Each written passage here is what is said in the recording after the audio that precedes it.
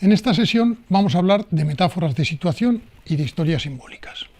A diferencia de las crónicas históricas o los reportajes periodísticos, que nos hablan acerca de unos hechos reales ocurridos sin más objetivos que el de informarnos, los relatos y novelas, incluso los que tienen un fuerte componente histórico-biográfico, tienen una segunda lectura, metafórica, que pone en relación los hechos narrados con otros comportamientos o conflictos esenciales del ser humano. Si las crónicas y reportajes son denotativos, con significados básicos y sin dobles significados subjetivos, los relatos y novelas son connotativos, es decir, tienen significaciones secundarias y subjetivas. El trabajo literario siempre tiene que ver con la construcción de la metáfora. Hay metáforas básicas, digamos, de un primer nivel, como las de el sol es una estufa de butano, que decía Joaquín Sabina. La relación entre el sol, anaranjado y generador de calor, con una estufa de butano, anaranjada también y productora de calor, es obvia. Pero en la metáfora siempre hay algo más, un excedente que se añade, o como diría Ángel Zapata, una plusvalía. La estufa de butano, además de dar calor y ser de color naranja, al menos la bombona de su interior, es también, y en eso es diferente al sol, un artefacto industrial, urbano, un poco anticuado, un poco decadente, que cada vez con más frecuencia se reemplaza por otros inventos más modernos, pues la calefacción eléctrica, de gas o centralizada, y que tiene un uso individual o familiar. Recurrir a una estufa de butano nos hace pensar en la soledad y en la necesidad de adquirir una fuente de calor que ya no nos llega por otros medios. Ese nuevo sol ya no es el sol gigantesco que a todos nos calienta, sino un epígono minúsculo de la peor calidad. ¿Cómo se llama la canción de Sabina? Pongamos que hablo de Madrid. Y ese es el añadido. Esas son las características que tiene Madrid para Sabina. Todo Madrid, no solo las estufas. Las metáforas de segundo nivel son las metáforas de situación. Dos elementos se ponen en relación y se contaminan mutuamente. Suponen una elaboración un poco mayor, porque no conectan dos objetos de modo inmediato, como en el caso de la canción de Sabina, sino de modo un poco más sutil. En las metáforas de situación hablamos de algo que está o sucede junto a los personajes de modo aparentemente casual y desconectado, pero en realidad está hablando de su esencia. Por ejemplo, si queremos mostrar la crisis por la que está pasando una pareja, podemos sacarlos de paseo al campo y allí se encontrarán con una ardilla agonizando a la que no sabrán cómo prestar auxilio. No podrán cruzar por un antiguo puente porque está roto por la mitad. El arroz que llevaban en la tartera estará definitivamente soso y los yogures caducados. Unos nubarrones en el cielo anunciarán tormenta y a la vuelta el coche se les calará porque se les olvidó echar gasolina. Todos esos elementos son metáforas de situación que hablan de la crisis de la pareja y no decorados puestos al azar.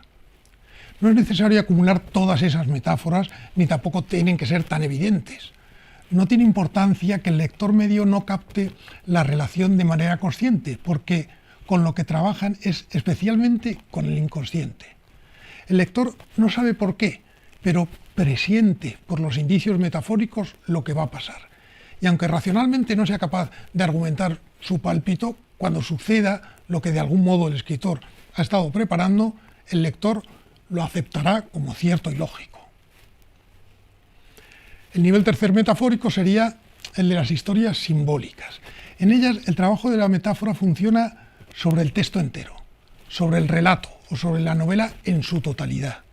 Todo él es una larga metáfora, comprensible solo al final de la lectura, o tal vez no comprensible de modo racional, pero sí sentido de modo emocional.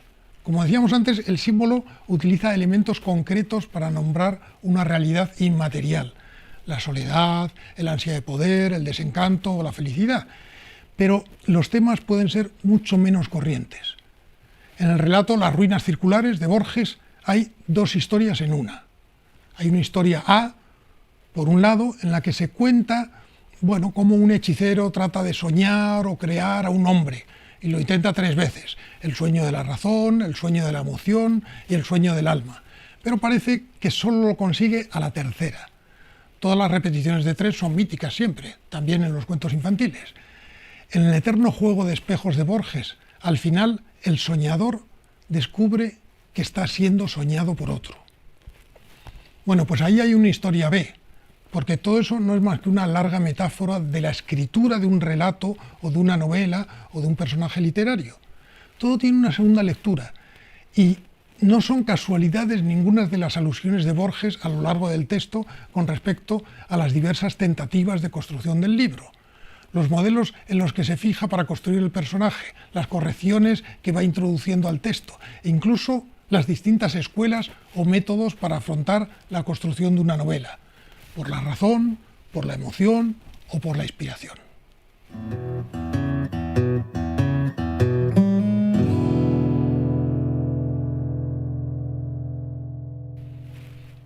Ahora te toca a ti.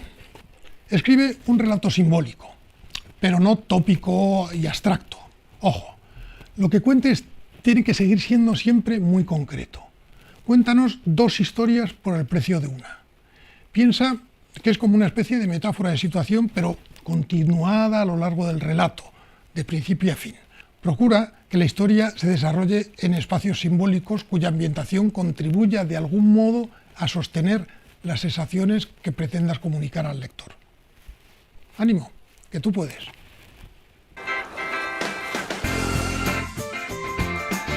Si te ha gustado este vídeo, haz clic en me gusta, compártelo, déjame tu comentario y suscríbete a mi canal. Nos vemos en el próximo vídeo. ¡Hasta luego!